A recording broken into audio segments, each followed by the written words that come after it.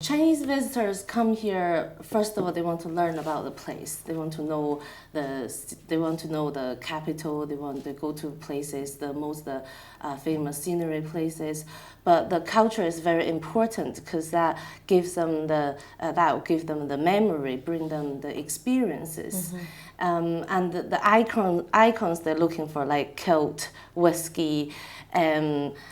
Like Auld Lang Syne, that's a song that's been translated, had a Chinese version in the 1950s. Really? So like my dad, he can say Auld Lang Syne in Chinese. So when they come here, they want to feel these things. They want to experience them. They want to see how is it here, what's the food like, how people drink whiskey here rather than China. And those things we can see perhaps sometimes as being a little bit of a cliche, but there'll be aspects of our culture that they maybe have never experienced before. And I wonder if languages may be part of that, especially our native languages. Yes. You know, how much awareness is there, you know, from your visitors before they get here of the fact that we do have not just Gaelic but also Scots and different, you know, dialects around the country? What awareness is there? Well, I have to say very little. Right. There are very little information of Gaelic or other languages.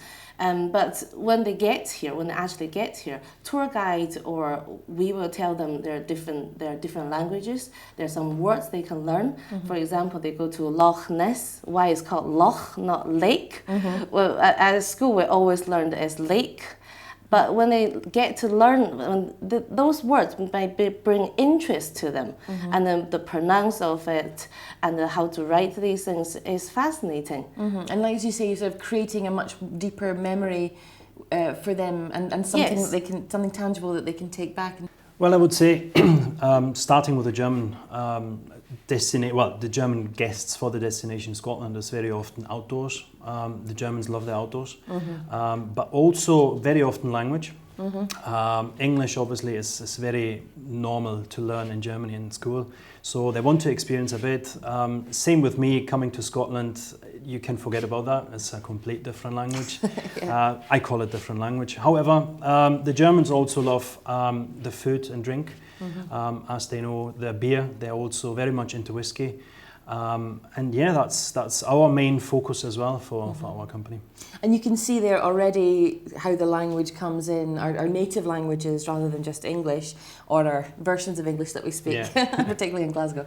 When you're talking about whiskey, it's impossible to talk about whiskey without using some Gaelic. Absolutely, and this is exactly the hook for them. They can, well, lots of them can, but few can't speak the words. So we always experience different pronunciations, and they want to understand what it really means and how you pronounce it proper. In broad terms, when you're looking to create these experiences, these bespoke experiences for visitors, what are the sort of the needs that you're trying to fulfill? What are the main things that you're trying to do when you create that experience for them? Giving them a bit of extra, so something unexpected. Coming over, having done your homework as a German or European maybe in general, they know there is Loch Ness, for example, the monster of Nessie, but what about Dramnarochet, just around the corner, and we have a couple of whiskey enthusiasts, and there's a fantastic whiskey bar, and these kind of unexpected experiences. Local experiences. Local experience, yeah. So that's what we feel.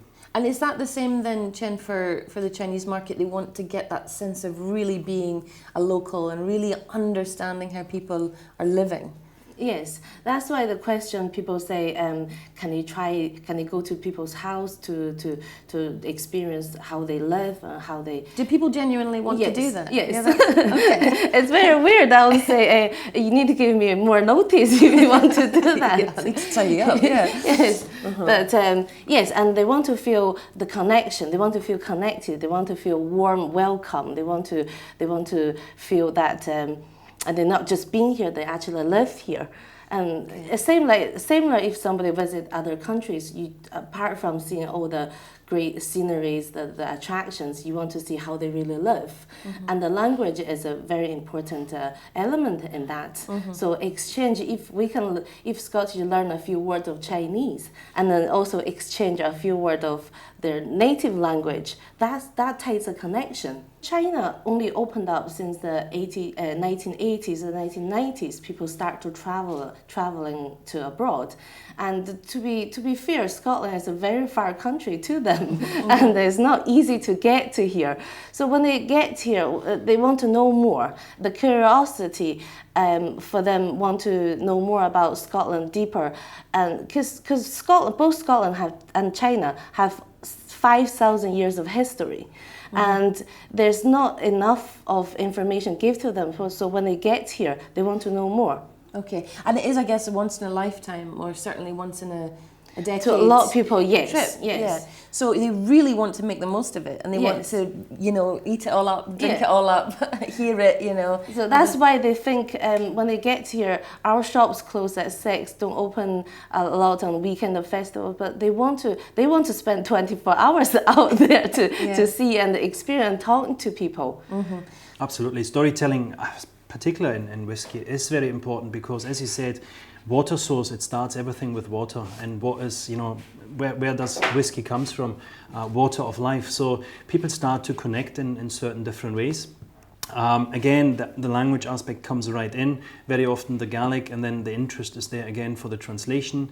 Why is it related to a glen? So whatever comes with the whiskey is very important for our market, definitely. People want to learn Gaelic.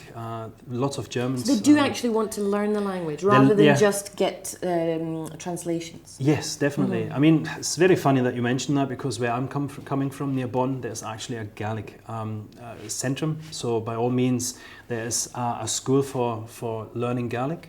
In Germany? In Germany. Okay. And the tutor there teaches Scottish people in Gaelic, which is, again, he's German, but he teaches Gaelic. So you can see there's a deep connection. People really love to learn and to experience even language connected to history. Just talk to them, exchange a word, ask the visitors what's their dialect, because apart from Mandarin, there are 80% of people in China have their own dialects. So ask them what they speak, how they speak hello or things, and then exchange, teaching them a few words. I think that's the best way.